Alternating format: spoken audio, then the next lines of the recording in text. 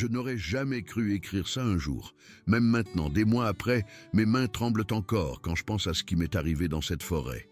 Voici ce qui s'est réellement passé quand je me suis perdu dans les montagnes et que j'ai rencontré quelque chose qui ne devrait pas exister.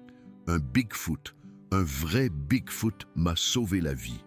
Je préparais cette randonnée en camping depuis des mois, lisant des blogs, regardant des vidéos sur YouTube, achetant tout le matériel. Je voulais me prouver que j'en étais capable, partir seul dans la nature sauvage, survivre par mes propres moyens, revenir avec des histoires à raconter. Mes amis n'arrêtaient pas de me dire de commencer petit, peut-être dans un parc régional d'abord, mais je n'ai pas écouté. J'ai choisi une région reculée dans les montagnes, à des heures de la ville la plus proche. Rétrospectivement, c'était ma première erreur. La route pour y monter était magnifique. Des pins partout, des montagnes se dressant au loin, pas une autre voiture sur la route pendant des kilomètres. Je me sentais comme un explorateur, comme si j'accomplissais vraiment quelque chose. Je me suis garé au départ du sentier vers midi, j'ai chargé mon sac à dos et je me suis enfoncé dans la forêt. Le sac était lourd, trop lourd, sans doute. J'avais emporté bien plus de nourriture que nécessaire, des vêtements supplémentaires, 2 sacs de couchage, parce que je n'arrivais pas à décider lequel était le plus chaud. Chaque pas était un effort. Les 2 premières heures se sont bien passées. Le sentier était bien balisé, serpentant à travers de grands pins et de petits ruisseaux. Les oiseaux chantaient, les écureuils jacassaient, tout était paisible. Je me suis arrêté pour prendre des photos. J'ai bu de l'eau, je me sentais bien.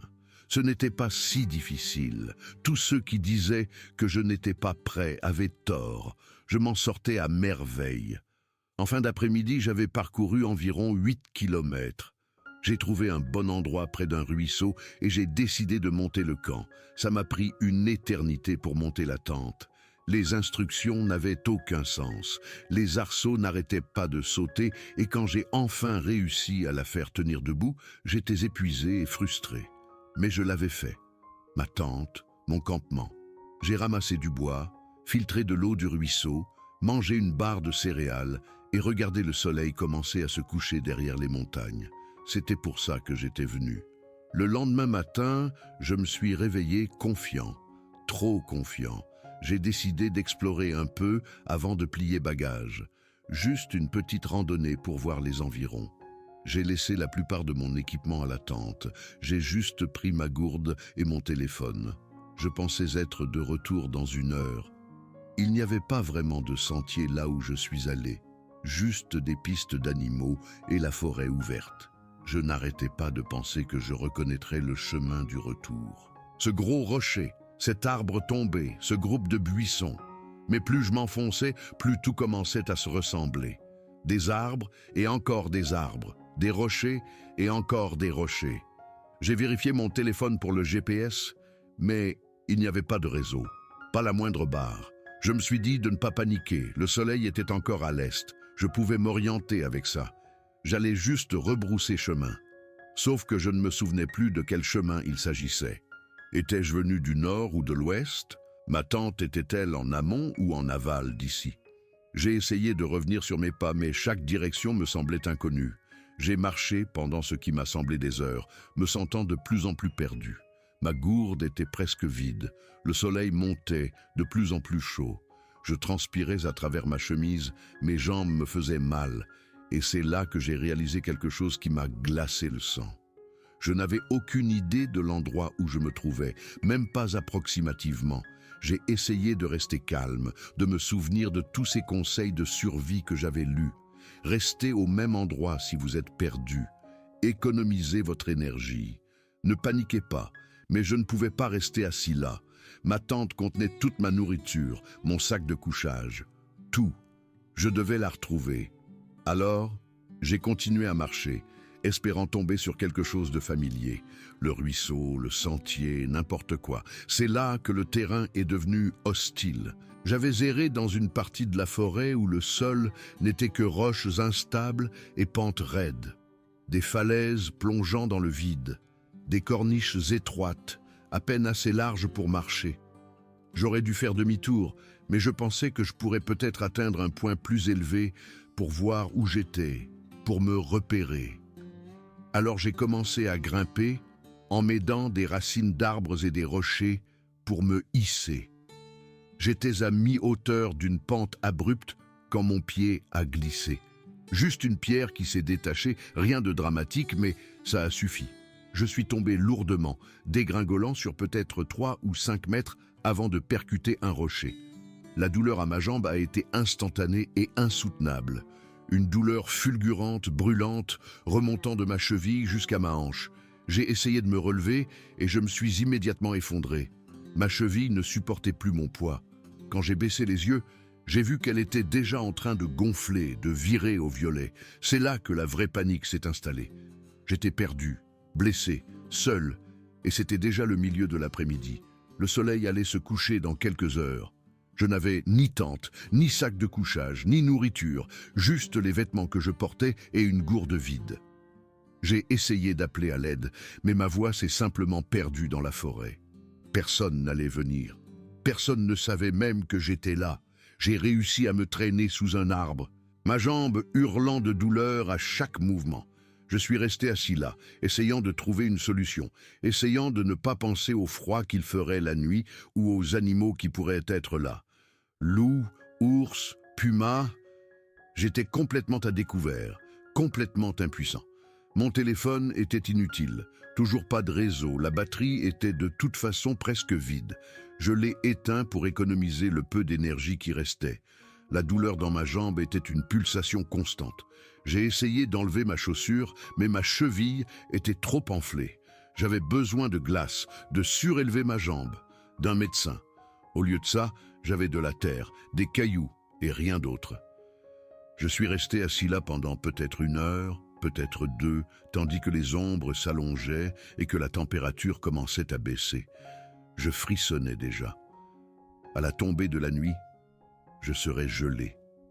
J'ai pensé à ma famille, à mes amis, à tous ceux qui m'avaient dit que c'était une mauvaise idée. Ils avaient raison. Je n'étais pas prêt pour ça. Je n'aurais jamais dû venir ici. C'est là que je l'ai entendu. Un bruit dans la forêt, à une 50aine de mètres. Des pas lourds qui écrasaient les broussailles. Mon cœur s'est mis à battre la chamade. Un ours. Ça devait être un ours. Je me suis figé, essayant de me faire le plus petit possible. Les pas se sont rapprochés, réguliers, délibérés, comme si la chose, quelle qu'elle soit, n'était pas pressée. Je pouvais entendre des branches craquer, des feuilles bruire de plus en plus près, et je l'ai vu à travers les arbres. Au début, j'ai cru que mes yeux me jouaient des tours. C'était grand, trop grand, marchant sur 2 jambes. Mon cerveau n'arrivait pas à traiter ce que je voyais. Ça devait être une personne, un autre randonneur. Mais à mesure que le Bigfoot se rapprochait, j'ai réalisé que ce n'était pas du tout humain. Le Bigfoot était immense, peut-être 2,20 m ou 2,50 m, couvert de la tête aux pieds d'un pelage brun-roux foncé. Ses épaules étaient incroyablement larges. Ses bras pendaient presque jusqu'à ses genoux et il marchait droit vers moi. Chaque muscle de mon corps me hurlait de courir, mais je ne pouvais pas. Ma jambe était inutilisable. Tout ce que je pouvais faire, c'était essayer de ramper en arrière, me traînant loin de cette chose. La douleur n'avait plus d'importance. La terreur avait pris le dessus. Le Bigfoot s'est arrêté à environ 6 mètres, se contentant de me regarder. Son visage ne ressemblait à rien de ce que j'avais jamais vu. Pas tout à fait humain, pas tout à fait singe, quelque chose entre les deux. Des yeux sombres, un nez plat, une arcade sourcilière proéminente. Il a penché la tête, m'étudiant comme on étudierait un oiseau blessé. J'ai ouvert la bouche pour crier, mais aucun son n'est sorti. Ma gorge était trop serrée, ma poitrine trop oppressée. Le Bigfoot a fait un pas de plus. J'ai essayé de reculer à nouveau, mais il n'y avait nulle part où aller. J'étais piégé contre un rocher, complètement à la merci de cette chose. Il s'est accroupi, se mettant plus à mon niveau, et là, je l'ai senti. Une odeur de moisi, de terre, comme un chien mouillé mélangé au sol de la forêt. Pas désagréable, juste sauvage, animal. Il a tendu une de ses mains immenses vers ma jambe blessée. J'ai reculé d'un coup, certain qu'il allait me faire mal, mais il s'est déplacé lentement, prudemment. Quand ses doigts ont touché ma cheville enflée, je n'ai pas pu m'en empêcher. J'ai hurlé. La douleur était comme un choc électrique parcourant toute ma jambe. Il a retiré sa main brusquement, surpris par ma réaction. Il a émis un son, quelque chose entre un grognement et un grondement sourd dans sa poitrine. Il avait l'air presque inquiet, si c'est possible, comme s'il n'avait pas voulu me faire mal. Ce qui s'est passé ensuite est difficile à décrire. Il s'est relevé, a regardé autour de lui comme s'il réfléchissait, puis s'est penché et m'a soulevé comme si je ne pesais rien. J'étais trop choqué pour résister. Ses bras étaient comme de l'acier, me tenant contre sa poitrine, et je pouvais sentir la chaleur de son corps à travers son épaisse fourrure. Il s'est mis à marcher, se déplaçant à travers la forêt, avec une aisance qui semblait impossible pour quelque chose d'aussi grand. Ses pieds ne faisaient presque aucun bruit, enjambant les troncs et les rochers comme s'ils n'étaient pas là. Je ne savais pas où il m'emmenait. Une partie de moi se demandait si j'allais servir de dîner à une famille de ces créatures. Mais sa prise était douce, prudente, pour ne pas secouer ma jambe blessée. Il le faisait délibérément, en essayant de ne pas me faire de mal. Cette prise de conscience était presque plus troublante que la peur. Cette créature réfléchissait, planifiait, prenait soin de moi. Nous avons marché pendant peut-être 15 minutes avant qu'il ne s'arrête devant une paroi rocheuse. Au début, je n'ai rien vu, juste de la pierre et de la mousse. Mais ensuite, il s'est baissé et j'ai réalisé qu'il y avait une ouverture, une grotte cachée derrière des rochers tombés et des racines en surplomb. Il a dû se tourner sur le côté pour passer l'entrée en faisant attention de ne pas me cogner la tête. À l'intérieur, l'espace s'ouvrait sur une pièce de la taille d'un garage pour une voiture. Une faible lumière filtrait de l'entrée et d'une fissure dans le plafond. Le sol était couvert de feuilles et d'aiguilles de pin, doux et secs. C'était sa maison. Il m'a déposé doucement sur la partie la plus moelleuse du sol, m'arrangeant pour que mon dos soit contre la paroi de pierre. Ma jambe me lançait, mais je le remarquais à peine. J'étais trop occupé à essayer de comprendre ce qui se passait. Un Bigfoot venait de me transporter dans sa grotte. Ce n'était pas possible.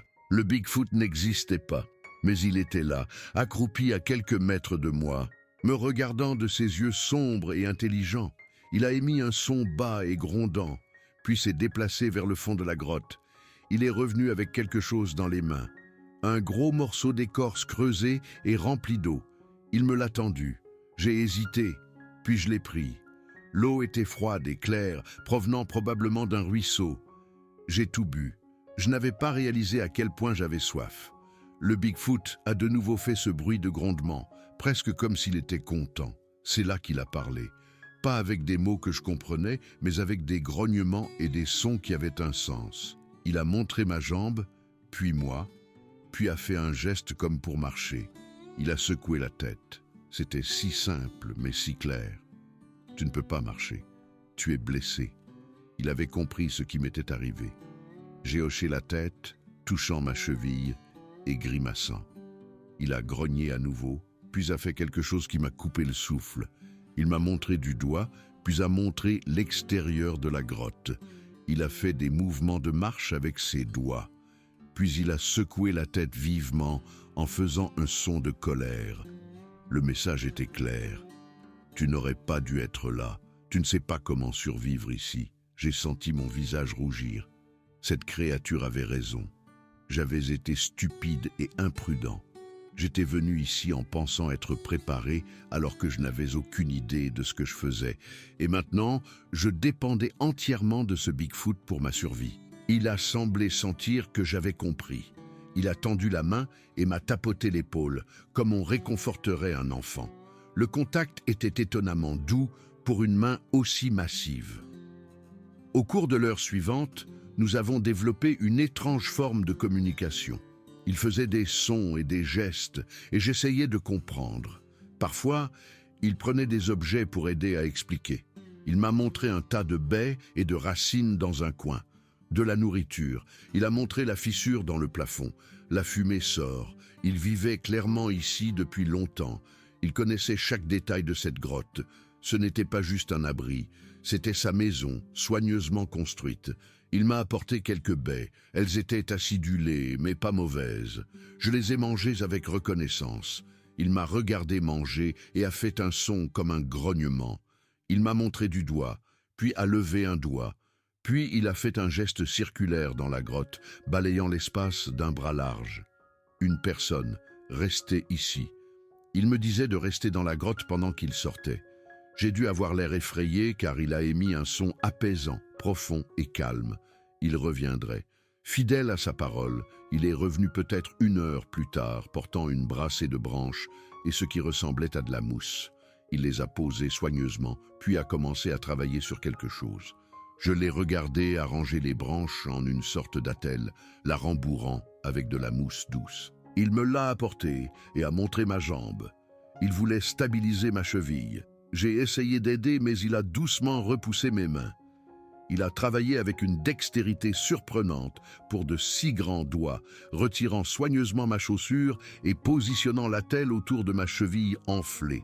Chaque contact était délibéré, et chaque fois que je grimaçais, il faisait une pause, attendant que je sois prêt. Quand il a eu fini, ma cheville était soutenue, sécurisée. La douleur était toujours là, mais elle était maintenant gérable. Il avait fabriqué une meilleure attelle que ce que j'aurais pu faire moi-même. J'ai essayé de dire merci, mais les mots me semblaient inadéquats.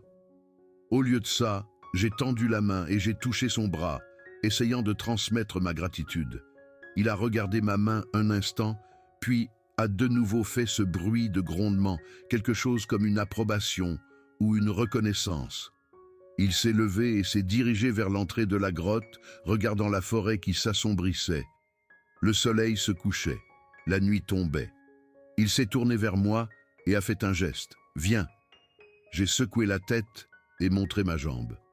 Je ne pouvais pas marcher, mais le Bigfoot s'est simplement approché et m'a soulevé à nouveau, aussi facilement que la première fois. Il m'a porté jusqu'à l'entrée de la grotte pour que je puisse voir dehors.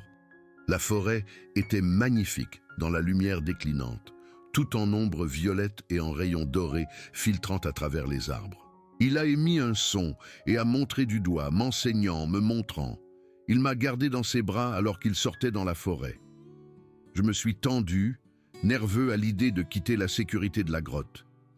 Mais il a de nouveau fait ce son apaisant. « Fais-moi confiance ». Il se déplaçait silencieusement à travers les arbres, évitant les branches et les obstacles avec une aisance qui semblait impossible dans l'obscurité grandissante. Sa vue devait être incroyable. Il pouvait voir des choses que je ne pouvais même pas distinguer. Nous sommes arrivés dans une petite clairière et il s'est arrêté. Il a montré le ciel. Des étoiles commençaient à apparaître, plus que je n'en avais jamais vu de ma vie. Il a émis un son, presque comme de l'admiration, et j'ai réalisé qu'il partageait cela avec moi, me montrant la beauté de son monde. La forêt, la nuit, n'était pas quelque chose à craindre, c'était quelque chose à apprécier. Il m'a porté le long de ce qui semblait être une piste de gibier, s'arrêtant de temps en temps pour me montrer des choses. Une chouette perchée dans un arbre, nous observant avec d'énormes yeux. Une famille de cerfs broutant dans une prairie, leur tête se levant à notre approche avant qu'ils ne s'enfuient. Il m'apprenait, me montrait comment me déplacer dans la forêt, comment lire les signes, quelles plantes étaient sûres, quelles zones éviter. Tout cela communiqué par des gestes, des sons et de la patience. Puis il s'est arrêté brusquement. Tout son corps s'est tendu. J'ai senti ses bras se resserrer autour de moi, protecteur. Il écoutait quelque chose que je ne pouvais pas entendre. Puis, je l'ai perçu. Un son bas, entre une toux et un grognement. Il m'a déplacé dans ses bras et s'est tourné lentement. C'est là que je l'ai vu, des yeux jaunes brillants dans l'obscurité à une dizaine de mètres. Un puma, grand et mince, nous observant depuis l'ombre. Mon cœur s'est arrêté. Un puma, l'un des prédateurs les plus dangereux d'Amérique du Nord. Et j'étais blessé, impuissant, complètement à sa merci. Mais le Bigfoot n'a pas fui. Il est resté parfaitement immobile, observant le puma. Le puma a tourné autour de nous, sa queue frémissant, ses yeux jaunes ne me quittant jamais. Il nous traquait, nous jaugeait, décidant si nous valions le risque. Le Bigfoot a émis un son, pas fort, mais profond et résonnant, vibrant à travers sa poitrine. Un avertissement. Le puma a cessé de tourner et s'est accroupi. Il allait attaquer. Chaque muscle de mon corps s'est bloqué de terreur. Mais le Bigfoot m'a simplement déplacé sur un bras, libérant son autre main. Il s'est baissé et a ramassé une pierre, une grosse, d'environ 7 kilos. Il l'a brandie, la montrant au puma. « Voilà à quoi tu as affaire. » Le puma a hésité, il a fait un pas en avant puis s'est arrêté. Le Bigfoot a de nouveau fait ce son d'avertissement, plus fort cette fois, et a levé la pierre plus haut. Les oreilles du puma se sont aplaties contre sa tête. Il calculait, pesant le risque. Un humain blessé aurait été une proie facile, mais un Bigfoot de 2,50 m tenant un rocher était une autre histoire. Le puma a fait un pas en arrière, puis un autre. Il a grogné une fois, un son de frustration, puis s'est retourné et a disparu dans l'obscurité. J'ai réalisé que j'avais retenu mon souffle. Je l'ai laissé échapper dans un soupir tremblant. Le Bigfoot a laissé tomber la pierre et m'a réajusté contre sa poitrine, me tapotant doucement l'épaule. En sécurité. Tu es en sécurité. J'avais envie de pleurer de soulagement. Il venait de me sauver la vie, encore une fois. Si j'avais été seul ici avec ma jambe blessée, ce puma m'aurait tué, sans aucun doute. Le Bigfoot a commencé à retourner vers la grotte, marchant plus vite maintenant. Il avait fait passer le message qu'il voulait. La forêt, la nuit, était belle, mais elle était aussi dangereuse. Il fallait savoir ce que l'on faisait. Il fallait être fort, alerte, préparé. Je n'étais rien de tout cela. Sans le Bigfoot, je serais mort ici. Cette pensée tournait en boucle dans mon esprit alors qu'il me ramenait en sécurité. De retour à la grotte, il m'a déposé à ma place contre le mur.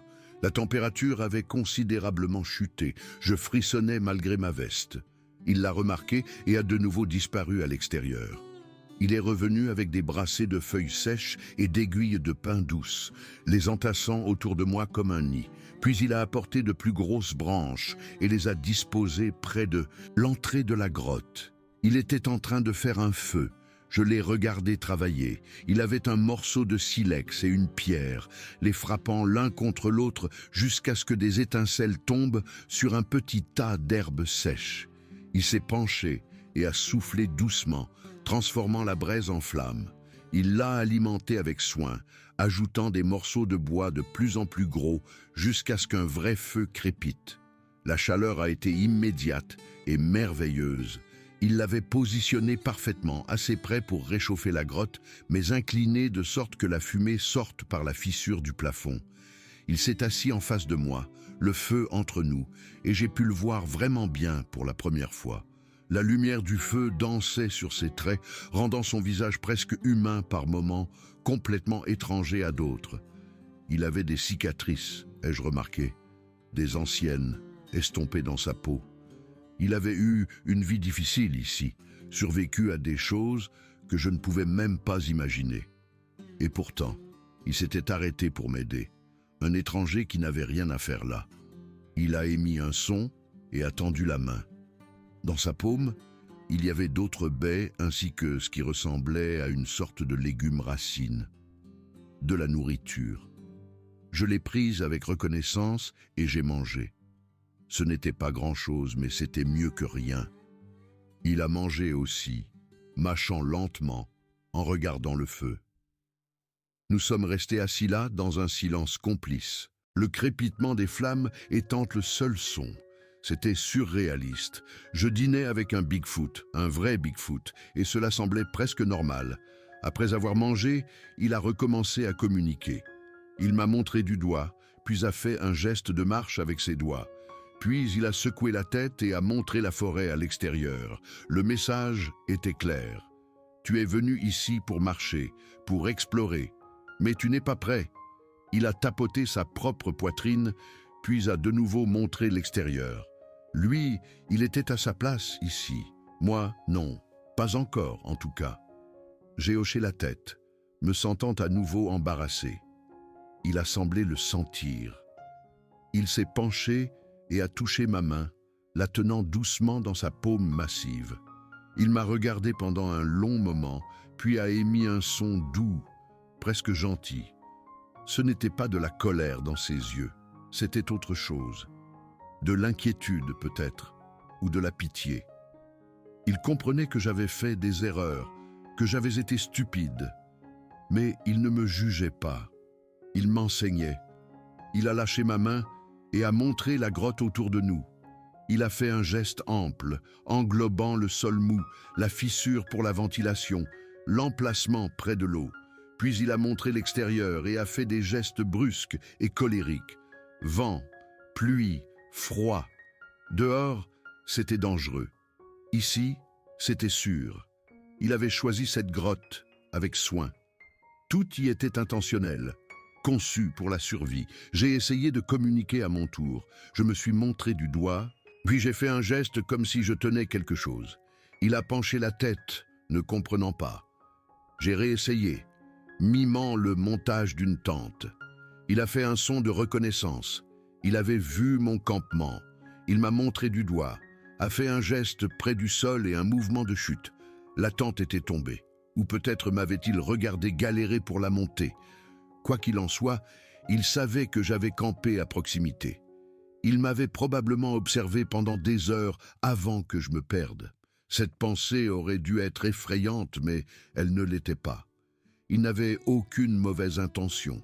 Il était probablement curieux, peut-être amusé par mon incompétence. Et quand je me suis blessé, il avait aidé. C'est aussi simple que ça, aucune motivation complexe, aucun agenda, juste une compassion élémentaire d'un être vivant pour un autre. C'était à la fois humble et magnifique. Au fur et à mesure que la nuit avançait, le Bigfoot a entretenu le feu. Il se levait périodiquement pour ajouter du bois, toujours soucieux de maintenir une flamme de la bonne taille. Ni trop grande, ni trop petite. Il avait fait cela d'innombrables fois. Il savait exactement de quelle chaleur nous avions besoin, quelle quantité de fumée était acceptable, comment faire durer le bois toute la nuit. Chaque action était rodée, efficace, née d'années de vie de cette manière. J'ai dû m'assoupir à un moment donné, car je me suis réveillé désorienté, ne sachant pas où j'étais. Puis j'ai vu le Bigfoot assis en face de moi, sa silhouette se découpant sur la lumière du feu, et tout m'est revenu. La douleur dans ma jambe s'était calmée en une pulsation sourde. Mon attelle de fortune tenait bon. La grotte était chaude. J'étais en vie.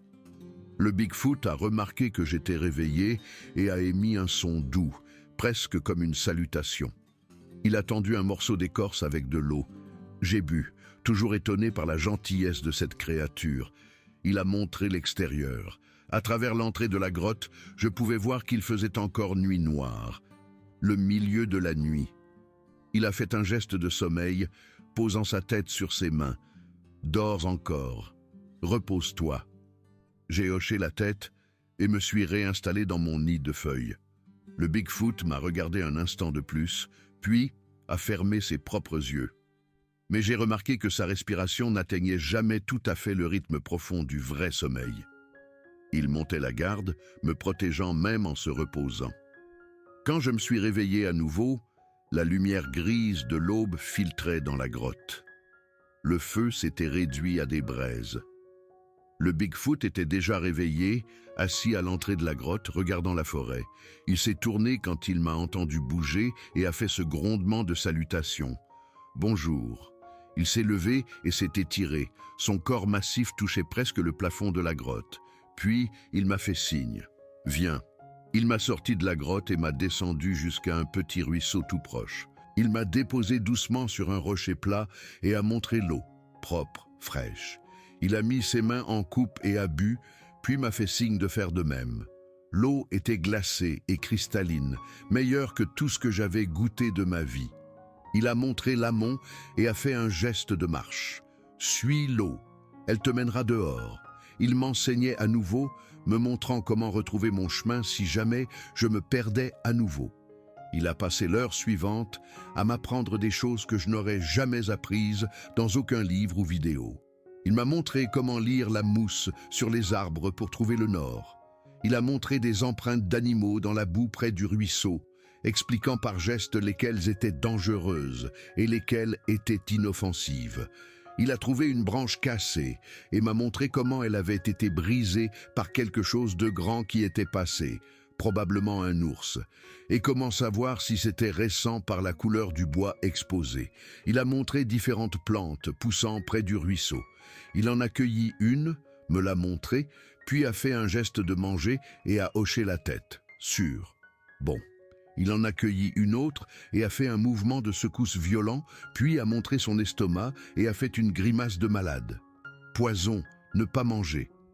Il a passé en revue peut-être une douzaine de plantes différentes, m'apprenant lesquelles étaient sûres, lesquelles me tueraient.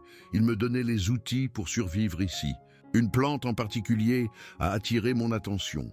Il l'a tenue avec respect, puis a fait des gestes de manger, suivis d'un pointage vers son propre corps et d'une flexion de ses bras. Cette plante donnait de la force, de l'énergie. Il a soigneusement déterré plusieurs racines et me les a apportées. Il a utilisé une pierre pour les écraser en pulpe, l'a mélangé avec de l'eau du ruisseau et m'a offert le mélange. Le goût était amer et terreux, mais pas terrible. En quelques minutes, j'ai senti une chaleur se répandre dans mon corps, la fatigue constante que je ressentais s'estompant légèrement. Il m'avait donné un médicament. Pendant qu'il enseignait, j'ai réalisé à quel point je savais peu de choses. Toute ma préparation, toutes mes recherches, tous mes achats de matériel avaient été superficiels. Je m'étais concentré sur le fait d'avoir le bon équipement au lieu des bonnes connaissances. Le Bigfoot n'avait rien d'autre que ses propres compétences et son expérience, et il prospérait ici. Il pouvait trouver de la nourriture, de l'eau, un abri, des médicaments. Il pouvait s'orienter grâce aux étoiles, au soleil et à la mousse. Il pouvait lire la forêt comme je lis les panneaux de signalisation. C'était son monde, et j'étais juste un visiteur qui s'était pointé complètement impréparé. Puis, il a fait quelque chose qui m'a surpris. Il a sorti mon téléphone de sa propre fourrure. Je l'avais complètement oublié. La batterie devait être morte maintenant. Mais il me l'a tendu et a montré du doigt. Il a fait un geste comme pour le tenir en l'air, cherchant quelque chose, du réseau. Il comprenait à quoi servait le téléphone, il m'avait regardé le vérifier hier. Il avait vu ma frustration quand ça ne marchait pas. Il me disait d'essayer à nouveau. Je l'ai allumé, ne m'attendant à rien. Mais à mon grand choc, il y avait une seule barre de réseau, juste une, qui clignotait, mais elle était là. Et la batterie avait encore 3%. J'ai regardé le Bigfoot qui a hoché la tête. Il m'avait amené ici pour une raison. Cet endroit, près de ce ruisseau, avait du réseau. Il le savait. Il avait planifié cela depuis qu'il m'avait ramassé hier, me mettant en sécurité, me gardant en vie et m'amenant à un endroit où je pourrais appeler à l'aide. Mais avant que je puisse passer l'appel, il a levé une de ses mains massives. Attends. Il a montré le soleil, maintenant complètement levé au-dessus de l'horizon, et a fait un geste comme s'il se déplaçait dans le ciel. Il a levé des doigts, des heures. Il me disait de ne pas appeler tout de suite, d'attendre quelques heures. Je n'ai pas compris au début, mais ensuite j'ai réalisé. Il voulait plus de temps pour m'enseigner. Il voulait s'assurer que je comprenais vraiment les leçons avant que les secours n'arrivent et ne m'emportent. C'était peut-être sa seule chance de transmettre ce savoir. J'ai hoché la tête et j'ai éteint le téléphone pour économiser la batterie. Il a fait ce son de grondement satisfait et m'a soulevé à nouveau. Il m'a porté le long du ruisseau, s'arrêtant toutes les quelques minutes pour me montrer quelque chose de nouveau. Un barrage de castors, et comment savoir s'il était actif ou abandonné. Un tronc creux où de petits animaux nichaient, une parcelle d'argile dont il a démontré qu'elle pouvait être utilisée pour purifier l'eau. Chaque détail était important, chaque leçon potentiellement vitale. Il condensait des mois ou des années de connaissances en quelques heures. Il m'a amené dans une petite prairie remplie de fleurs sauvages. Il m'a assis dans l'herbe douce et a commencé à me montrer différentes fleurs et plantes. Certaines étaient pour manger, d'autres pour se soigner, certaines étaient simplement belles et il voulait que je les apprécie. Il a cueilli un bouquet de petites fleurs blanches et les a approchés de mon nez. L'odeur était incroyable, douce et pure. Il a fait un geste de sommeil puis a montré les fleurs. Celles-ci aident à dormir. Une médecine naturelle qui pousse partout si on sait quoi chercher. Puis il m'a montré quelque chose qui m'a coupé le souffle. Il a creusé soigneusement à la base d'un grand arbre et a sorti une poignée de champignons. Pas n'importe quel champignon. Ceux-ci avaient une forme et une couleur distinctives que j'avais reconnues lors de mes recherches avant le voyage comme étant hautement toxiques. Il les a brandis et a fait des gestes violents. Mort, ne jamais toucher. Mais ensuite, il a montré un champignon presque identique qui poussait à quelques mètres de là. Celui-ci, il l'a mis dans sa propre bouche et l'a mâché. Sûr. Bonne nourriture. La différence entre les deux était si subtile que je ne l'aurais jamais remarqué. Mais pour lui, c'était évident. Il a passé probablement 1 heure rien que sur les champignons, me montrant lesquels étaient sûrs et lesquels me tueraient. Il les cueillait, me les faisait sentir, toucher, vraiment les examiner. Il était incroyablement patient, répétant les leçons jusqu'à ce qu'il soit satisfait que j'ai compris.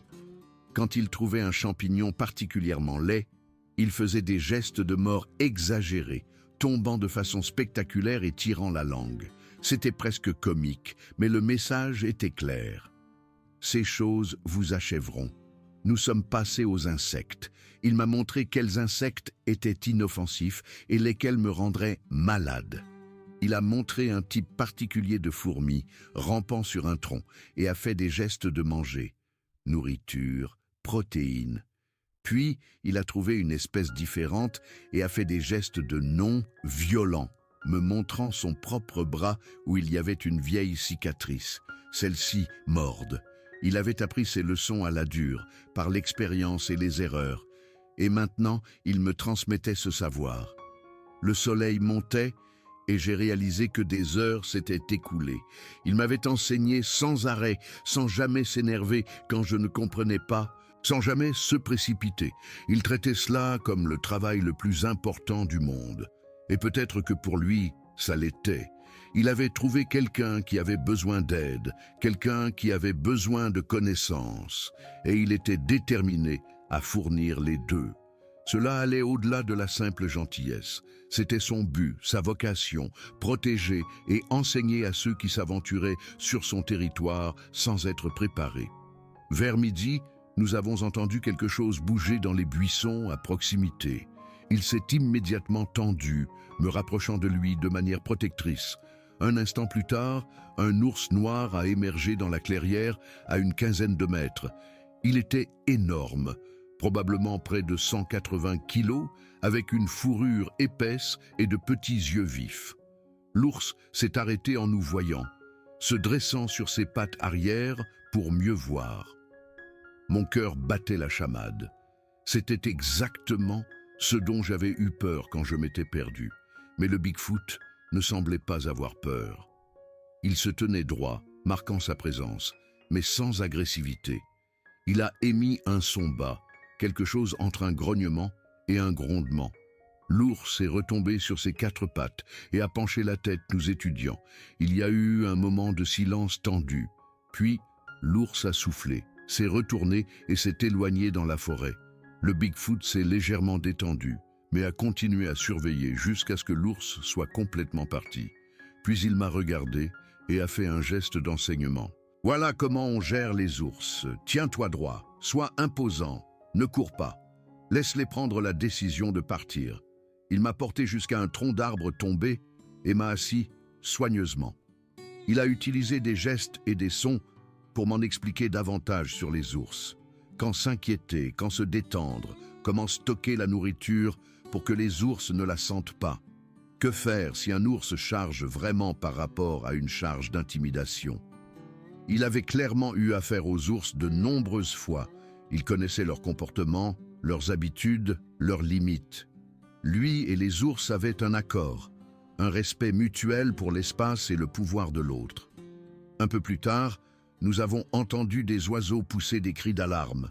Le Bigfoot a immédiatement levé les yeux, scrutant le ciel.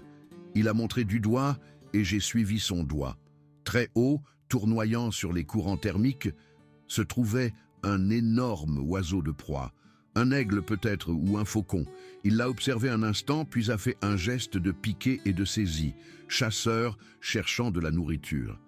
Il a expliqué par des gestes que les petits animaux et même les jeunes créatures comme lui devaient se méfier de ces oiseaux. Tout dans la forêt était à la fois prédateur et proie, selon la situation. Alors que nous traversions différentes zones, le Bigfoot m'a montré comment la forêt changeait. Près du ruisseau, tout était luxuriant et vert. En montant, la végétation devenait plus clairsemée, les arbres plus petits. Il a montré comment les animaux utilisent ces différentes zones à des fins différentes. Les points d'eau pour boire et chasser, la forêt dense pour se cacher, les zones ouvertes pour observer, les lignes de crête pour se déplacer.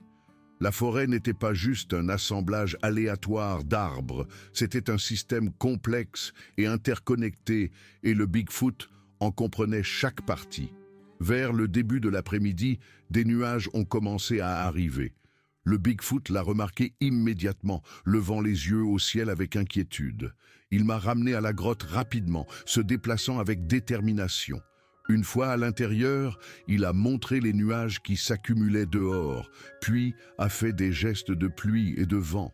Orage en approche. Il avait lu les signes, la façon dont les oiseaux volaient, le changement de pression atmosphérique, l'odeur d'humidité dans le vent, toutes choses que j'aurais complètement manquées. Il a passé les 30 minutes suivantes à se préparer. Il a ramassé plus de bois de chauffage et l'a empilé à l'intérieur de la grotte où il resterait au sec. Il a vérifié le drainage autour de l'entrée de la grotte, utilisant des pierres pour détourner le flux d'eau de notre abri. Il a apporté des feuilles et des aiguilles de pin supplémentaires pour nous isoler. Chaque action était délibérée, née de l'expérience des conditions météorologiques en montagne. Il avait bravé d'innombrables tempêtes dans cette grotte et savait exactement ce qu'il fallait y faire. Pendant qu'il travaillait, je regardais et j'apprenais. Quand il a disposé le bois de chauffage, il a mis les plus petits morceaux le plus près du foyer, en augmentant la taille. Il a placé des pierres autour du feu pour retenir la chaleur et la réfléchir dans la grotte. Il a positionné nos zones de couchage là où elles recevraient la chaleur du feu, mais ne se rempliraient pas de fumée. Rien n'était aléatoire. Chaque choix avait une raison. Un but soutenu par des années de vie en harmonie avec cet environnement. L'orage a éclaté environ 1 heure plus tard. La pluie tombait à verse, le vent hurlait à travers les arbres. La foudre a éclaté et le tonnerre a grondé si fort que le sol en a tremblé. Je sursautais à chaque détonation, mais le Bigfoot restait calme, s'occupant du feu, le maintenant bien vif. La grotte est restée sèche et chaude. La fumée du feu montait par la fissure du plafond, aspirée par le vent. Il avait parfaitement choisi cet emplacement. Nous étions en sécurité ici pendant que la tempête faisait rage dehors. Pendant l'orage, il m'a appris davantage par des gestes. Il m'a montré comment savoir si la foudre se rapprochait ou s'éloignait en comptant entre l'éclair et le tonnerre.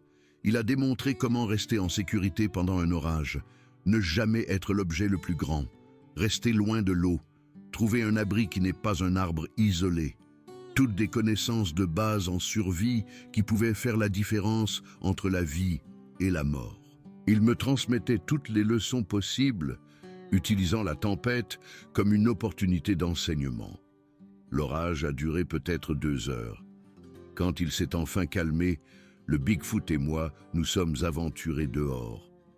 La forêt était transformée. Tout dégoulinait d'eau. L'air sentait le propre et le frais. De petits ruisseaux coulaient là où le sol était sec auparavant. Le Bigfoot a souligné comment la tempête avait changé les choses, emporté les traces et les sentiers, rempli les bassins naturels d'eau fraîche, fait tomber des branches faibles qui pourraient plus tard servir de bois de chauffage. Chaque événement dans la forêt avait des conséquences, certaines évidentes et d'autres subtiles. Après que l'orage se soit dissipé, le Bigfoot m'a emmené plus profondément sur son territoire. Il semblait vouloir que je comprenne non seulement comment survivre, mais aussi comment il vivait. Il m'a amené à un endroit où plusieurs gros rochers créaient un abri naturel. À l'intérieur, j'ai pu voir de la nourriture stockée, des racines, des baies séchées, des lanières de ce qui ressemblait à du poisson séché. Il avait des caches sur tout son territoire, se préparant pour l'hiver, pour les moments où la nourriture serait rare. Ce n'était pas de la survie primitive, c'était de la planification sophistiquée. Il m'a montré comment il fabriquait des outils. Il a ramassé une pierre tranchante et a démontré comment l'aiguiser contre une autre pierre pour créer un bord encore plus coupant. Il a utilisé cet outil pour couper de l'écorce d'un arbre, créant des lanières qu'il a tordues en une corde rudimentaire. Ses mains se déplaçaient avec une aisance exercée, créant des objets utiles à partir de matériaux bruts. Il m'a ensuite donné la corde, me montrant sa solidité en essayant de la casser. Les fibres ont tenu. Il avait créé de la corde à partir d'écorces d'arbres. Nous sommes arrivés à un arbre avec de profondes marques de griffes dans l'écorce. Il les a montrées, puis a fait un geste comme un ours tenant debout. Marquage de territoire. Il m'a montré ses propres marques sur des arbres voisins, plus hauts que les marques de l'ours. C'était sa façon de dire qui possédait quel territoire. Lui et l'ours avaient des frontières, des accords conclus par ces simples signes. Ils coexistaient en respectant l'espace de l'autre. C'était un système qui était probablement en place depuis des générations. Le Bigfoot m'a amené à un petit bassin alimenté par une cascade. L'eau était claire et profonde. Il a montré des poissons nageant dans le bassin, puis a fait des gestes de capture. Nourriture. Il m'a montré, par l'exemple, comment il attrapait les poissons. Il se tenait parfaitement immobile au bord du bassin, les mains positionnées juste au-dessus de l'eau. Puis, avec une vitesse incroyable, il a plongé ses deux mains et en est ressorti avec un poisson frétillant. Il a fait paraître cela sans effort. Des années de pratique l'avaient rendu plus rapide que la réaction du « et poisson ». Il a essayé de m'apprendre la technique, positionnant mes mains au-dessus de l'eau, me montrant comment guetter le bon moment. Bien sûr, j'ai échoué lamentablement. Mes mains étaient trop lentes, mon timing complètement à côté.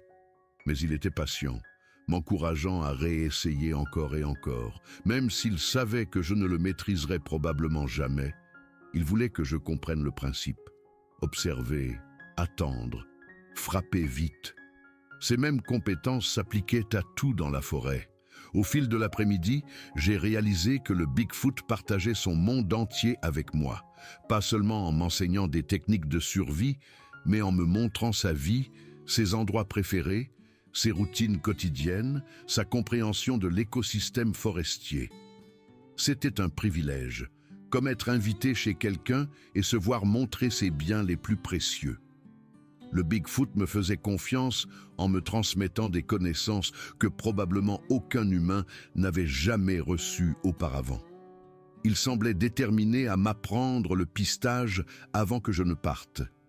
Il m'a amené dans une zone boueuse près du ruisseau où les empreintes d'animaux étaient partout. Il a montré différentes traces, faisant des gestes et des sons pour m'aider à comprendre ce que je voyais. Des empreintes de cerfs, délicates et fourchues. Des empreintes de ratons laveurs, ressemblant presque à de petites mains humaines. Des empreintes d'oiseaux, 3 doigts vers l'avant et 1 vers l'arrière. Chaque empreinte racontait une histoire si l'on savait la lire. Il m'a montré comment savoir l'âge d'une trace. Les traces fraîches avaient des bords nets et de l'humidité. Les vieilles traces étaient desséchées, les bords s'effritant. Il a démontré comment savoir dans quelle direction un animal se déplaçait en regardant comment la boue était déplacée. Il m'a même montré comment savoir si un animal courait ou marchait par l'espacement et la profondeur des empreintes. Chaque détail comptait, chaque marque dans la boue était une information. Puis il a montré une série de grandes empreintes, ses propres empreintes de pas de plus tôt. Il les a montrées, puis a montré ses pieds, puis moi. Compréhension. Il voulait que je voie comment il se déplaçait dans la forêt. Ses empreintes étaient profondes, mais régulièrement espacées. Il marchait avec un soin délibéré, évitant les bruits inutiles. Chaque pas était placé avec réflexion. Il se déplaçait dans la forêt comme l'eau s'écoule autour des rochers, prenant le chemin de moindre résistance. Il a trouvé des déjections et a utilisé un bâton pour les décomposer, me montrant leur contenu.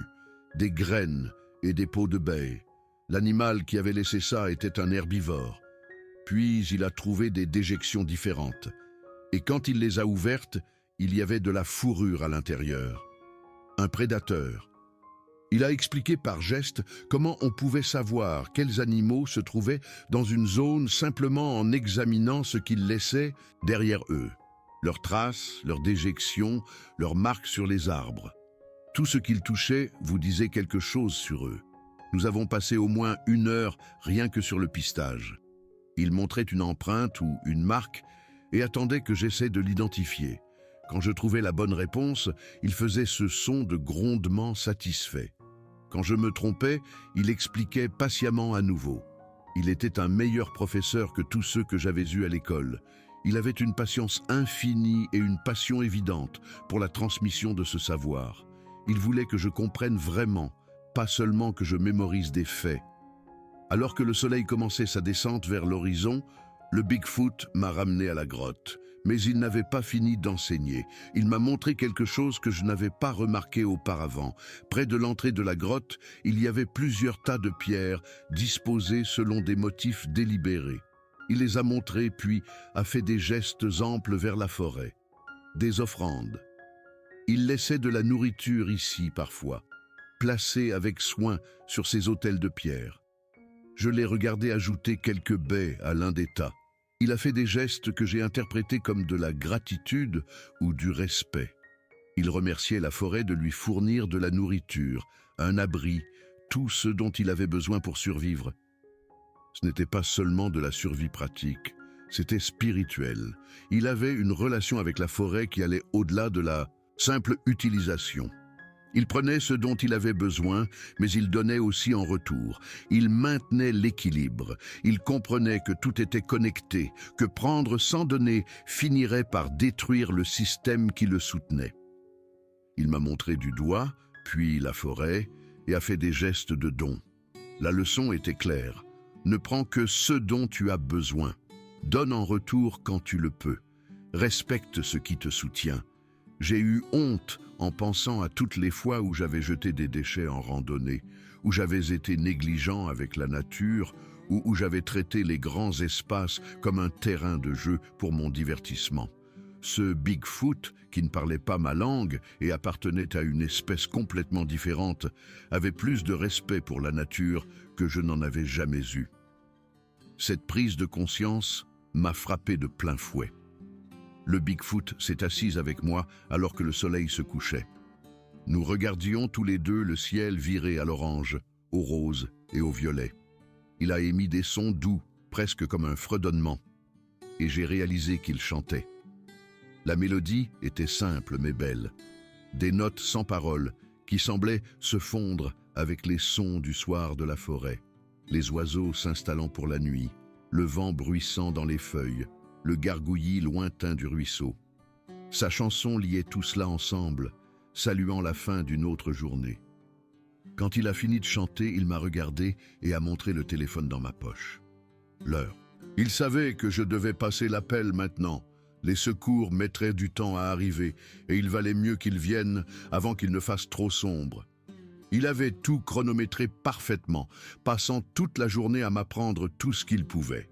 Et maintenant, il était temps pour moi de retourner dans mon monde. Il m'avait donné tout ce qu'il avait à donner. Maintenant, il me laissait partir. Avec des mains tremblantes, j'ai appelé les services d'urgence. L'appel coupait, mais j'ai réussi à leur donner assez d'informations. Ma position, ma blessure, le fait que j'avais besoin de secours. L'opérateur a dit qu'ils enverraient un hélicoptère. Cela pourrait prendre quelques heures, mais ils arrivaient. Quand j'ai raccroché, j'ai regardé le Bigfoot. Il avait tout entendu. Il comprenait ce qui allait se passer. L'aide arrivait. Je partais. Il a émis un son qui aurait pu être de la satisfaction ou peut-être de la tristesse. Il m'a soulevé une dernière fois et m'a ramené à la grotte. Il m'a déposé à ma place et a ajouté du bois frais au feu, le ravivant, me gardant au chaud pendant que j'attendais. Puis, il s'est assis en face de moi, comme il l'avait fait la nuit dernière, et nous nous sommes regardés. J'ai essayé de trouver des mots, mais rien ne semblait adéquat. Merci ne suffisait pas. Tu m'as sauvé la vie. Était vrai, mais insuffisant. Cette créature m'avait montré plus de compassion que beaucoup de gens ne l'avaient jamais fait. Il avait été patient avec mon ignorance, doux avec ma peur et généreux avec ses connaissances. Il n'avait rien demandé en retour. Il avait juste aidé parce que j'avais besoin d'aide. J'ai tendu la main et il a pris la mienne. Sa paume était rugueuse et calleuse, mais chaude. Nous sommes restés assis comme ça pendant un long moment, sans bouger, juste présents l'un pour l'autre. Deux créatures complètement différentes, partageant un moment de connexion. Il a serré ma main doucement, puis l'a lâchée. Il m'a montré du doigt, puis a pointé son propre torse, et enfin l'extérieur. Toi partir, moi rester. Ici, ma maison. Toi, ta maison. J'ai hoché la tête, sentant les larmes monter. Il a tendu la main et les a essuyées avec son pouce massif. Il a de nouveau fait ce grondement apaisant. Ça va aller. Puis il s'est levé et s'est dirigé vers l'entrée de la grotte. Il m'a regardé une dernière fois et je jurerais qu'il a souri. Juste un léger relèvement des coins de sa bouche, mais c'était là. Puis il s'est retourné et s'est enfoncé dans la forêt, disparaissant dans les arbres comme s'il n'avait jamais existé. Environ 1 heure plus tard, j'ai entendu l'hélicoptère. Le bruit est devenu de plus en plus fort, jusqu'à ce qu'il soit en vol stationnaire au-dessus de la clairière près du ruisseau. J'ai rampé hors de la grotte en agitant les bras. Ils m'ont vu et ont atterri. 2 secouristes sont arrivés en courant, me posant des questions, vérifiant mes constantes, examinant ma jambe. Ils étaient stupéfaits. J'avais survécu à la nuit ici avec rien d'autre que les vêtements sur mon dos. Ils m'ont demandé comment j'avais réussi à faire une si bonne attelle à ma cheville, comment j'étais resté au chaud, où j'avais trouvé de l'eau.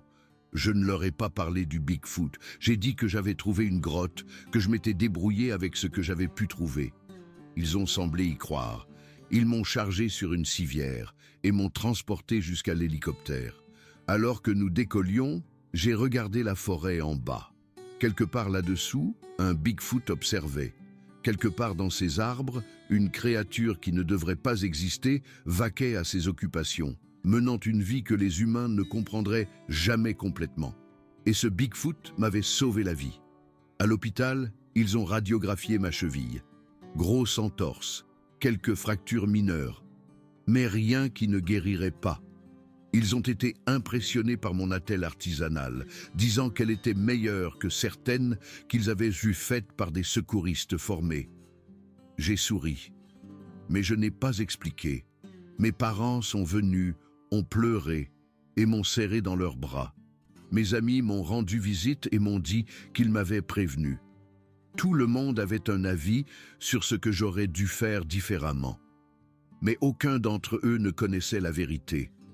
Aucun d'entre eux ne connaissait le Bigfoot qui m'avait porté en lieu sûr, qui m'avait gardé au chaud toute la nuit, qui m'avait appris des leçons sur la forêt qu'aucun guide de survie ne pourrait jamais capturer. Aucun d'entre eux ne connaissait l'étrange connexion que j'avais ressentie avec une créature qui n'était pas censée exister. Et je ne leur ai pas dit. Certaines choses sont trop précieuses pour être partagées. Certaines expériences sont destinées à rester privées. Cela fait des mois maintenant depuis ce voyage. Ma cheville a guéri, même si elle me fait encore mal parfois quand le temps change. Je le vois comme un rappel, un souvenir de mon temps avec le Bigfoot. Je suis retourné à ma vie normale, à mon travail, à mes routines.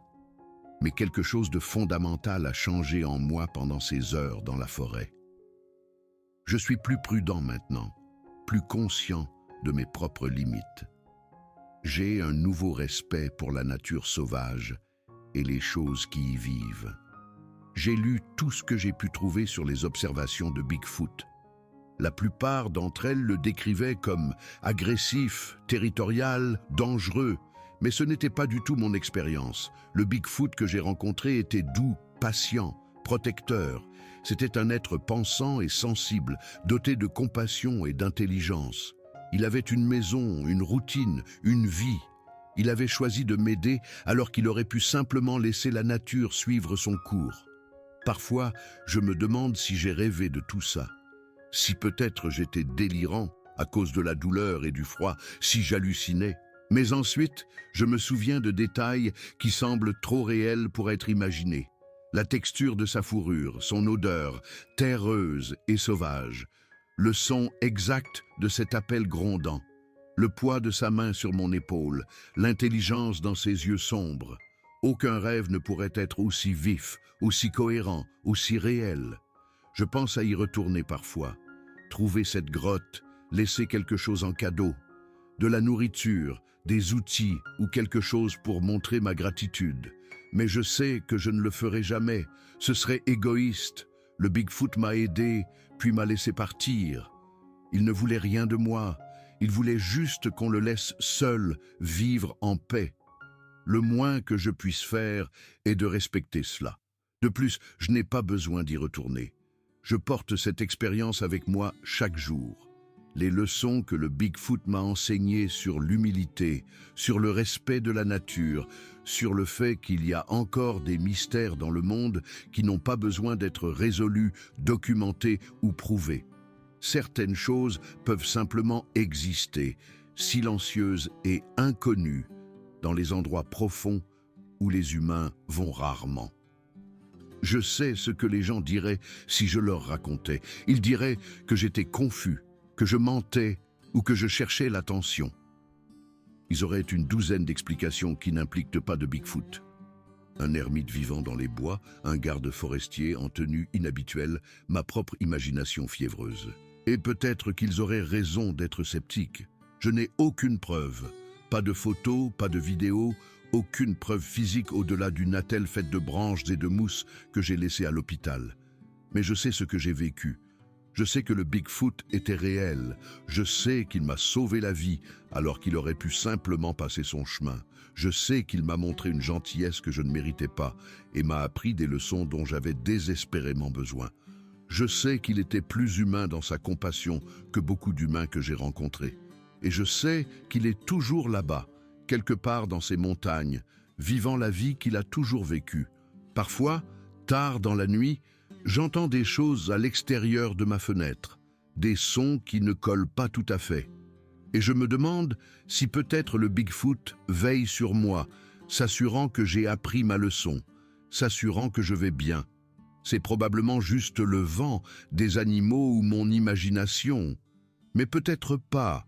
Peut-être qu'il y a plus de connexion entre moi et ce Bigfoot que je ne le pense. Peut-être que sauver la vie de quelqu'un crée un lien qui ne se brise pas simplement parce que vous êtes séparés par des kilomètres et des mondes différents. Je ne reverrai probablement jamais le Bigfoot. Ce n'est pas grave. Certaines rencontres sont destinées à être brèves. Certains professeurs n'apparaissent que le temps de délivrer leur message, puis disparaissent. Le Bigfoot m'a donné ce dont j'avais besoin à ce moment-là. Un abri, la sécurité, la compassion, la connaissance. Il n'a rien demandé en retour, sauf peut-être que je respecte la nature sauvage et que je comprenne ma place en son sein. Cela semble être un juste échange. S'il y a une chose que je veux que les gens retiennent de cette histoire, c'est ceci.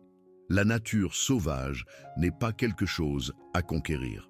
Ce n'est pas un endroit où aller pour prouver à quel point vous êtes dur ou pour vous mesurer à la nature. C'est un écosystème vivant, plein de créatures qui ont tout à fait le droit d'être là. Probablement plus que nous. Si vous vous aventurez dans des endroits sauvages, faites-le avec humilité, faites-le avec préparation, faites-le avec respect. Et si vous n'êtes pas prêt, si, comme moi, vous êtes trop fier pour admettre que vous êtes dépassé, alors n'y allez pas. Il n'y a aucune honte à connaître ses limites. Il n'y a aucune faiblesse à dire que vous avez besoin de plus d'expérience avant d'entreprendre quelque chose de dangereux. Les montagnes seront toujours là quand vous serez prêts. Les forêts ne vont nulle part. Mais vous pourriez ne pas survivre si vous poussez trop fort, trop vite. J'ai eu de la chance. J'ai été sauvé par quelque chose auquel la plupart des gens ne croient pas. Un Bigfoot qui m'a montré plus de pitié que je n'en méritais probablement. Un Bigfoot qui m'a appris que le monde naturel est plein de merveilles et de terreurs à parts égales, et que nous devons aborder les deux avec soin. Un Bigfoot qui m'a rappelé que parfois, les choses les plus effrayantes sont les plus gentilles, et que parfois, la chose la plus dangereuse dans la forêt est notre propre arrogance. Je ne m'attends pas à ce que tout le monde me croie. J'ai moi-même du mal à y croire certains jours. Mais je sais ce qui s'est passé. Je sais ce que j'ai vu, ressenti et vécu. Je sais que quelque part dans ces montagnes, il y a un Bigfoot qui porte le souvenir d'un jeune randonneur insensé qui s'est mis dans le pétrin. Et ce Bigfoot pense probablement à moi comme je pense aux oiseaux blessés que je trouvais quand j'étais enfant. Quelque chose de petit et d'impuissant qui avait besoin d'aide l'a reçu, puis a continué son chemin. On me demande si je referai du camping. La réponse est oui, mais différemment. J'irai avec des gens expérimentés. Je resterai sur les sentiers balisés. J'apporterai le bon équipement et j'apprendrai vraiment à l'utiliser. Je respecterai la nature sauvage au lieu de la traiter comme un parc d'attractions.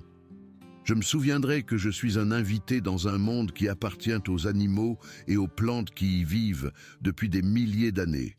Et je me souviendrai du Bigfoot. Le Bigfoot qui m'a sauvé.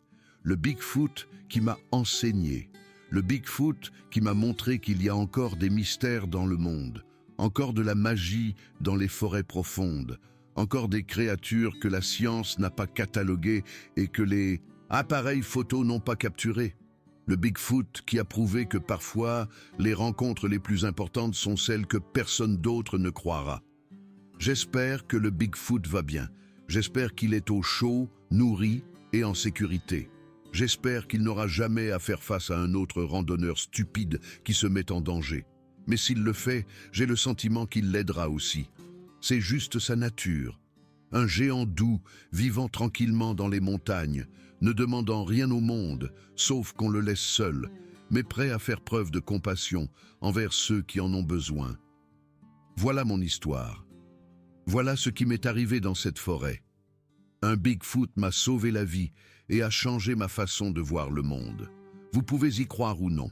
Vous pouvez penser que je suis fou, que je mens ou que je suis confus. Ce n'est pas grave. Je n'essaie de convaincre personne.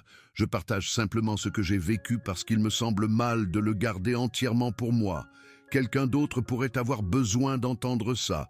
Quelqu'un d'autre pourrait avoir besoin de savoir qu'il y a de la gentillesse dans des endroits inattendus, que l'aide peut venir de sources impossibles, que le monde est plus étrange et plus merveilleux que nous ne lui en donnons généralement le crédit. Au Bigfoot, où que tu sois, merci. Merci de m'avoir vu au plus vulnérable et de m'avoir aidé quand même. Merci de m'avoir gardé en vie cette nuit-là. Merci de m'avoir appris des leçons que je n'aurais pu apprendre d'aucune autre manière. Merci d'avoir été doux alors que tu aurais pu être terrifiant. Merci d'exister, de vivre ta vie tranquille dans ces montagnes, d'être la preuve qu'il y a encore du mystère et de l'émerveillement dans le monde. Et à quiconque lit ceci, si vous prévoyez d'aller dans la nature sauvage, s'il vous plaît, soyez prudent. S'il vous plaît, soyez préparés. S'il vous plaît, soyez humbles. Les montagnes et les forêts sont magnifiques, mais elles ne pardonnent pas. Vous pourriez ne pas avoir autant de chance que moi. Vous pourriez ne pas rencontrer un Bigfoot qui décide de vous sauver.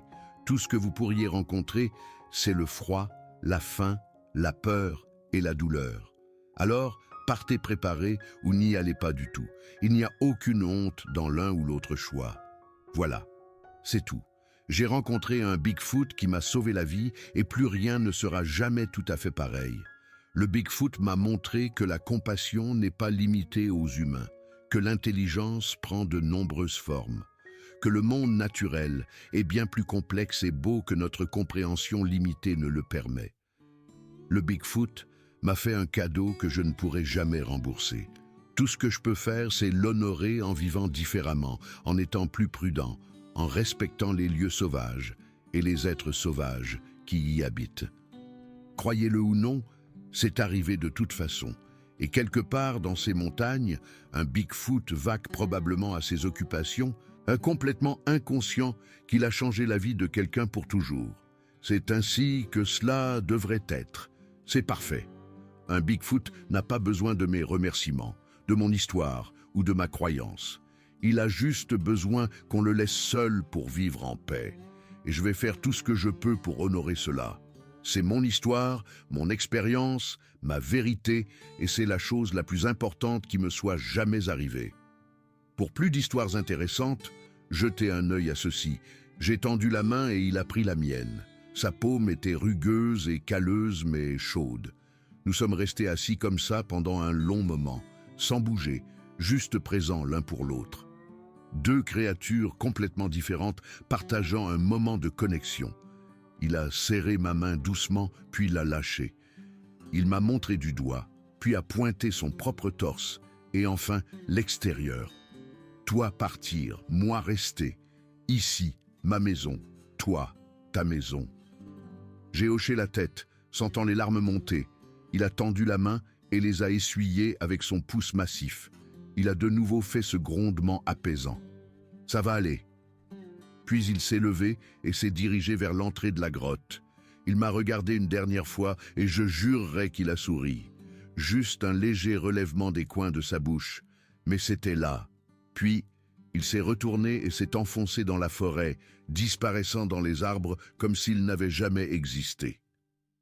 Environ 1 heure plus tard, j'ai entendu l'hélicoptère. Le bruit est devenu de plus en plus fort, jusqu'à ce qu'il soit en vol stationnaire au-dessus de la clairière près du ruisseau. J'ai rampé hors de la grotte en agitant les bras. Ils m'ont vu et ont atterri. 2 secouristes sont arrivés en courant, me posant des questions, vérifiant mes constantes, examinant ma jambe. Ils étaient stupéfaits. J'avais survécu à la nuit ici, avec rien d'autre que les vêtements sur mon dos. Ils m'ont demandé comment j'avais réussi à faire une si bonne attelle à ma cheville, comment j'étais resté au chaud, où j'avais trouvé de l'eau. Je ne leur ai pas parlé du Bigfoot. J'ai dit que j'avais trouvé une grotte, que je m'étais débrouillé avec ce que j'avais pu trouver. Ils ont semblé y croire. Ils m'ont chargé sur une civière et m'ont transporté jusqu'à l'hélicoptère. Alors que nous décollions, j'ai regardé la forêt en bas. Quelque part là-dessous, un Bigfoot observait. Quelque part dans ces arbres, une créature qui ne devrait pas exister vaquait à ses occupations, menant une vie que les humains ne comprendraient jamais complètement. Et ce Bigfoot m'avait sauvé la vie. À l'hôpital, ils ont radiographié ma cheville, grosse entorse, quelques fractures mineures, mais rien qui ne guérirait pas. Ils ont été impressionnés par mon attelle artisanale, disant qu'elle était meilleure que certaines qu'ils avaient vues faites par des secouristes formés. J'ai souri, mais je n'ai pas expliqué. Mes parents sont venus, ont pleuré et m'ont serré dans leurs bras. Mes amis m'ont rendu visite et m'ont dit qu'ils m'avaient prévenu. Tout le monde avait un avis sur ce que j'aurais dû faire différemment. Mais aucun d'entre eux ne connaissait la vérité. Aucun d'entre eux ne connaissait le Bigfoot qui m'avait porté en lieu sûr, qui m'avait gardé au chaud toute la nuit, qui m'avait appris des leçons sur la forêt qu'aucun guide de survie ne pourrait jamais capturer. Aucun d'entre eux ne connaissait l'étrange connexion que j'avais ressentie avec une créature qui n'était pas censée exister. Et je ne leur ai pas dit. Certaines choses sont trop précieuses pour être partagées. Certaines expériences sont destinées à rester privées. Cela fait des mois maintenant depuis ce voyage. Ma cheville a guéri, même si elle me fait encore mal parfois quand le temps change. Je le vois comme un rappel, un souvenir de mon temps avec le Bigfoot. Je suis retourné à ma vie normale, à mon travail, à mes routines. Mais quelque chose de fondamental a changé en moi pendant ces heures dans la forêt. Je suis plus prudent maintenant, plus conscient de mes propres limites. J'ai un nouveau respect pour la nature sauvage et les choses qui y vivent. J'ai lu tout ce que j'ai pu trouver sur les observations de Bigfoot. La plupart d'entre elles le décrivaient comme agressif, territorial, dangereux, mais ce n'était pas du tout mon expérience. Le Bigfoot que j'ai rencontré était doux, patient, protecteur. C'était un être pensant et sensible, doté de compassion et d'intelligence. Il avait une maison, une routine, une vie. Il avait choisi de m'aider alors qu'il aurait pu simplement laisser la nature suivre son cours. Parfois, je me demande si j'ai rêvé de tout ça, si peut-être j'étais délirant à cause de la douleur et du froid, si j'hallucinais. Mais ensuite, je me souviens de détails qui semblent trop réels pour être imaginés. La texture de sa fourrure, son odeur, terreuse et sauvage.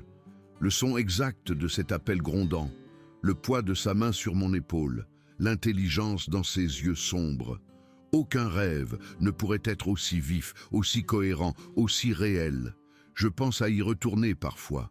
Trouver cette grotte, laisser quelque chose en cadeau, de la nourriture, des outils ou quelque chose pour montrer ma gratitude. Mais je sais que je ne le ferai jamais. Ce serait égoïste. Le Bigfoot m'a aidé, puis m'a laissé partir. Il ne voulait rien de moi. Il voulait juste qu'on le laisse seul, vivre en paix. Le moins que je puisse faire est de respecter cela. De plus, je n'ai pas besoin d'y retourner. Je porte cette expérience avec moi chaque jour. Les leçons que le Bigfoot m'a enseignées sur l'humilité, sur le respect de la nature, sur le fait qu'il y a encore des mystères dans le monde qui n'ont pas besoin d'être résolus, documentés ou prouvés. Certaines choses peuvent simplement exister, silencieuses et inconnues, dans les endroits profonds où les humains vont rarement. Je sais ce que les gens diraient si je leur racontais. Ils diraient que j'étais confus, que je mentais ou que je cherchais l'attention. Ils auraient une douzaine d'explications qui n'impliquent pas de Bigfoot. Un ermite vivant dans les bois, un garde forestier en tenue inhabituelle, ma propre imagination fiévreuse, et peut-être qu'ils auraient raison d'être sceptiques. Je n'ai aucune preuve, pas de photos, pas de vidéos, aucune preuve physique au-delà d'une attelle faite de branches et de mousse que j'ai laissée à l'hôpital. Mais je sais ce que j'ai vécu. Je sais que le Bigfoot était réel. Je sais qu'il m'a sauvé la vie alors qu'il aurait pu simplement passer son chemin. Je sais qu'il m'a montré une gentillesse que je ne méritais pas et m'a appris des leçons dont j'avais désespérément besoin. Je sais qu'il était plus humain dans sa compassion que beaucoup d'humains que j'ai rencontrés. Et je sais qu'il est toujours là-bas, quelque part dans ces montagnes, vivant la vie qu'il a toujours vécue. Parfois, tard dans la nuit, j'entends des choses à l'extérieur de ma fenêtre, des sons qui ne collent pas tout à fait, et je me demande si peut-être le Bigfoot veille sur moi, s'assurant que j'ai appris ma leçon, s'assurant que je vais bien. C'est probablement juste le vent, des animaux ou mon imagination, mais peut-être pas. Peut-être qu'il y a plus de connexion entre moi et ce Bigfoot que je ne le pense. Peut-être que sauver la vie de quelqu'un crée un lien qui ne se brise pas simplement parce que vous êtes séparés par des kilomètres et des mondes différents. Je ne reverrai probablement jamais le Bigfoot, ce n'est pas grave. Certaines rencontres sont destinées à être brèves. Certains professeurs n'apparaissent que le temps de délivrer leur message, puis disparaissent. Le Bigfoot m'a donné ce dont j'avais besoin à ce moment-là. Un abri, la sécurité, la compassion, la connaissance. Il n'a rien demandé en retour, sauf peut-être que je respecte la nature sauvage et que je comprenne ma place en son sein. Cela semble être un juste échange. S'il y a une chose que je veux que les gens retiennent de cette histoire, c'est ceci. La nature sauvage n'est pas quelque chose à conquérir. Ce n'est pas un endroit où aller pour prouver à quel point vous êtes dur ou pour vous mesurer à la nature. C'est un écosystème vivant, plein de créatures qui ont tout à fait le droit d'être là, probablement plus que nous. Si vous vous aventurez dans des endroits sauvages, faites-le avec humilité, faites-le avec préparation, faites-le avec respect. Et si vous n'êtes pas prêt, si, comme moi, vous êtes trop fier pour admettre que vous êtes dépassé, alors n'y allez pas. Il n'y a aucune honte à connaître ses limites. Il n'y a aucune faiblesse à dire que vous avez besoin de plus d'expérience avant d'entreprendre quelque chose de dangereux. Les montagnes seront toujours là quand vous serez prêt. Les forêts ne vont nulle part. Mais vous pourriez ne pas survivre si vous poussez trop fort, trop vite. J'ai eu de la chance. J'ai été sauvé par quelque chose auquel la plupart des gens ne croient pas. Un Bigfoot qui m'a montré plus de pitié que je n'en méritais probablement. Un Bigfoot qui m'a appris que le monde naturel est plein de merveilles et de terreurs à parts égales, et que nous devons aborder les deux avec soin. Un Bigfoot qui m'a rappelé que parfois, les choses les plus effrayantes sont les plus gentilles, et que parfois, la chose la plus dangereuse dans la forêt est notre propre arrogance. Je ne m'attends pas à ce que tout le monde me croie. J'ai moi-même du mal à y croire certains jours. Mais je sais ce qui s'est passé. Je sais ce que j'ai vu, ressenti et vécu. Je sais que quelque part dans ces montagnes, il y a un Bigfoot qui porte le souvenir d'un jeune randonneur insensé qui s'est mis dans le pétrin. Et ce Bigfoot pense probablement à moi comme je pense aux oiseaux blessés que je trouvais quand j'étais enfant. Quelque chose de petit et d'impuissant qui avait besoin d'aide l'a reçu, puis a continué son chemin. On me demande si je referai du camping. La réponse est oui, mais différemment. J'irai avec des gens expérimentés. Je resterai sur les sentiers balisés. J'apporterai le bon équipement et j'apprendrai vraiment à l'utiliser. Je respecterai la nature sauvage au lieu de la traiter comme un parc d'attractions. Je me souviendrai que je suis un invité dans un monde qui appartient aux animaux et aux plantes qui y vivent depuis des milliers d'années. Et je me souviendrai du Bigfoot, le Bigfoot qui m'a sauvé, le Bigfoot qui m'a enseigné, le Bigfoot qui m'a montré qu'il y a encore des mystères dans le monde, encore de la magie dans les forêts profondes, encore des créatures que la science n'a pas cataloguées et que les appareils photos n'ont pas capturées. Le Bigfoot qui a prouvé que parfois, les rencontres les plus importantes sont celles que personne d'autre ne croira. J'espère que le Bigfoot va bien. J'espère qu'il est au chaud, nourri et en sécurité. J'espère qu'il n'aura jamais à faire face à un autre randonneur stupide qui se met en danger. Mais s'il le fait, j'ai le sentiment qu'il l'aidera aussi. C'est juste sa nature. Un géant doux vivant tranquillement dans les montagnes, ne demandant rien au monde sauf qu'on le laisse seul, mais prêt à faire preuve de compassion envers ceux qui en ont besoin. Voilà mon histoire. Voilà ce qui m'est arrivé dans cette forêt. Un Bigfoot m'a sauvé la vie et a changé ma façon de voir le monde. Vous pouvez y croire ou non. Vous pouvez penser que je suis fou, que je mens ou que je suis confus. Ce n'est pas grave. Je n'essaie de convaincre personne. Je partage simplement ce que j'ai vécu, parce qu'il me semble mal de le garder entièrement pour moi. Quelqu'un d'autre pourrait avoir besoin d'entendre ça. Quelqu'un d'autre pourrait avoir besoin de savoir qu'il y a de la gentillesse dans des endroits inattendus, que l'aide peut venir de sources impossibles, que le monde est plus étrange et plus merveilleux que nous ne lui en donnons généralement le crédit. Au Bigfoot, où que tu sois, merci. Merci de m'avoir vu au plus vulnérable et de m'avoir aidé quand même. Merci de m'avoir gardé en vie cette nuit-là. Merci de m'avoir appris des leçons que je n'aurais pu apprendre d'aucune autre manière. Merci d'avoir été doux alors que tu aurais pu être terrifiant. Merci d'exister, de vivre ta vie tranquille dans ces montagnes, d'être la preuve qu'il y a encore du mystère et de l'émerveillement dans le monde. Et à quiconque lit ceci, si vous prévoyez d'aller dans la nature sauvage, s'il vous plaît, soyez prudent. S'il vous plaît, soyez préparés. S'il vous plaît, soyez humbles. Les montagnes et les forêts sont magnifiques, mais elles ne pardonnent pas. Vous pourriez ne pas avoir autant de chance que moi. Vous pourriez ne pas rencontrer un Bigfoot qui décide de vous sauver. Tout ce que vous pourriez rencontrer, c'est le froid, la faim, la peur et la douleur. Alors partez préparés ou n'y allez pas du tout.